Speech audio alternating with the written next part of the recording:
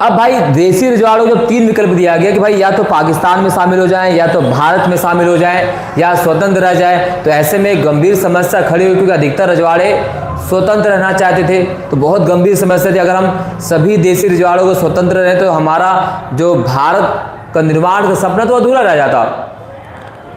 तो देसी रजवाड़ों को विलय करने में कह सकते हैं कि उस विलय में प्रमुख भूमिका निभाने में जिनकी सबसे बड़ी भूमिका थी वो थे भारत के पहले उप प्रधानमंत्री, भारत के पहले गृह मंत्री, जिनका नाम है सरदार वल्लभ भाई पटेल।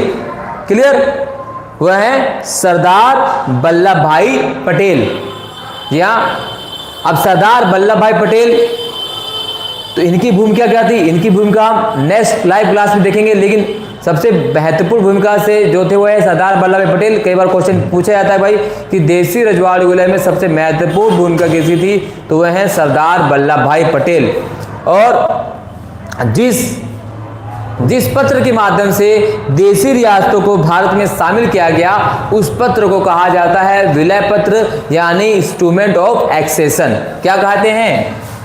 विलय पत्र। क्या कहा गया? विलय पत्र कहा गया। विलय पत्र यानी instrument of accession. Instrument of accession के माध्यम से देसी रजवाड़ों को भारत में शामिल किया गया। तो क्वेश्चन पूछा जाता है कि भाई कौन सा पत्र है जिसके माध्यम से देसी रजवाड़ों को भारत में शामिल किया गया? तो इंस्ट्रूमेंट ऑफ एक्सेशन। तो सरदार वल्लभ भाई पटेल की दूरदर्शिता और कूटनीतिक प्रयासों के माध्यम से अधिकतर देसी रजवाड़ों को जो है भारत में शामिल कर लिया गया। लेकिन कुछ ऐसे रजवाड़े थे जिनका विलय करने में काफ़ी समस्याओं का सामना करना पड़ा। वो कौन से रजवाड़े हैं तो वो भी हम जान लेते हैं। वो रजवाड़े थे जम्मू एंड कश्मीर, हैदराबाद, जूनागढ़, ठीक है, और मणिपुर। तो ये जो देसी रजवाड़े हैं, इसमें एक और राज्य जोड़ सकते हैं,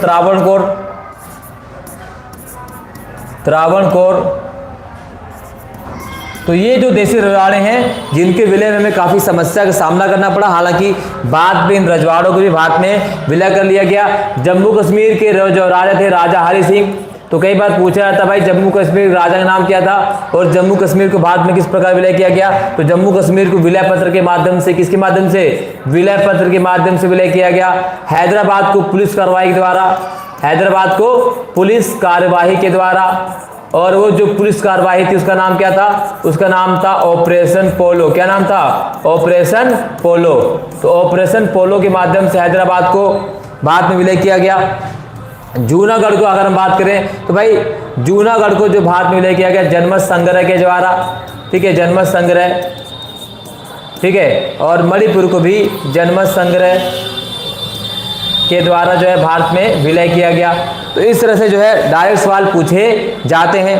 हैदराबाद का निजाम, ठीक है, तो जम्मू कश्मीर का भारत में कैसे विलय किया गया, और हैदराबाद के कैसे विलय किया, जूनागढ़ के कैसे विलय किया, मणिपुर के कैसे विलय किया गया, इन सभी की चर्चा हम सेपरेटली वीडियो में करने वाले हैं। यानी जो हमारा नेक्स्ट पार्ट आने वाला है इस चैप्टर का, यानी राष्ट्र निर्माण की चुनौती, जो नेक्स्ट पार्ट आएगा उसमें हम सभी रियासतों के बारे में बताएंगे। इन रियासतों को विलय कैसे किया गया, कब विलय किया गया, और कौन कौन सी समस्याओं का सामना करना पड़ा, ठीक है।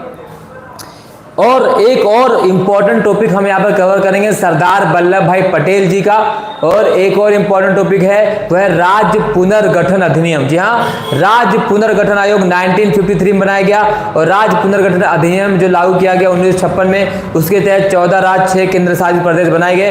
तो हम कंप्लीट चर्चा करने वाले इस सेपरेट वीडियो में। आज क्या ये लाइव सेशन यहीं पर हम समाप्त करते हैं। आई होप आप सभी ने इसको एंजॉय किया होगा, और तो अगर एंजॉय किया है, लाइव पसंद आए तो लाइक शेयर जरूर कीजिएगा, और इसी तरह हमें सपोर्ट कीजिए, ज़्यादा से ज़्यादा इस वीडियो को शेयर कर दीजिए। और कल मिलते हैं इसी समय, इसी वीडियो को आगे बढ़ाएंगे, पार्ट 2 लेकर आएंगे। आज के लिए बस इतना ही, बहुत बहुत धन्यवाद। जय हिंद।